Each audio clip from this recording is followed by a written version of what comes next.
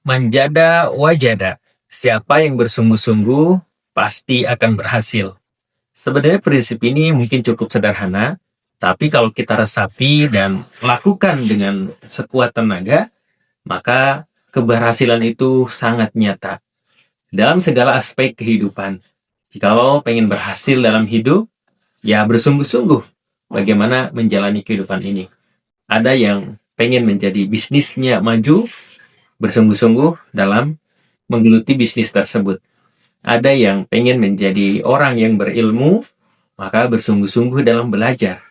Ada orang yang pengen menjadi lebih baik, maka bersungguh-sungguh dalam bagaimana menjalani kehidupan ini.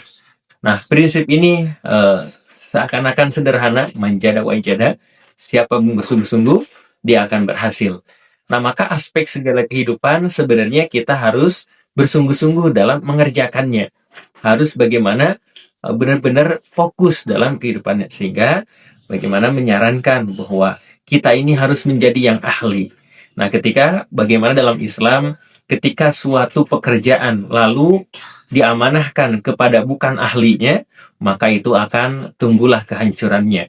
Contoh misalkan menjadi seorang pemimpin, lalu pemimpin itu tidak mampu bagaimana memimpin, tidak tahu bagaimana cara menjadi kepemimpinan yang baik, tidak tahu bagaimana memberikan teladan, maka itu akan hancur bagaimana yang dipimpinnya. Lalu dalam dunia bisnis barangkali, kita pengen memulai bisnis, mulai usaha, lalu kita belum ahli, maka kebanyakan barangkali kenapa ada yang gagal dalam berbisnis, yang berwirausaha, karena memang belum ahli.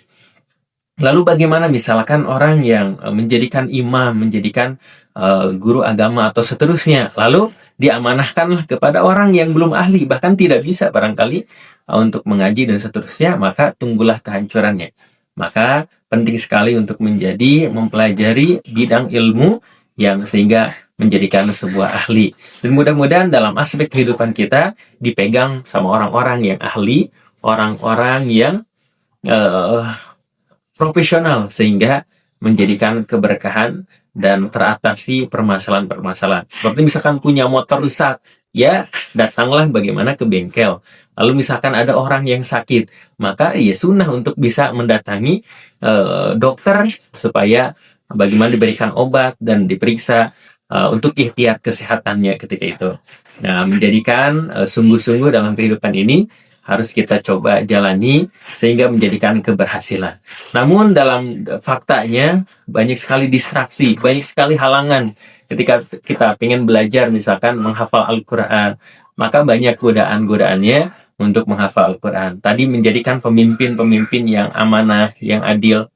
Banyak godaannya untuk barangkali kenapa tidak bisa seperti itu. Pengen menjadi sesuatu hal yang lebih baik, maka memang godaannya lebih banyak. Maka kita coba bagaimana barangkali lawan godaan-godaan itu dan terus menjadi lebih baik daripada sebelumnya dengan bagaimana prinsip manjada wajada, siapa yang bersungguh-sungguh akan berhasil. Termasuk bagi ayah bunda yang memiliki anak.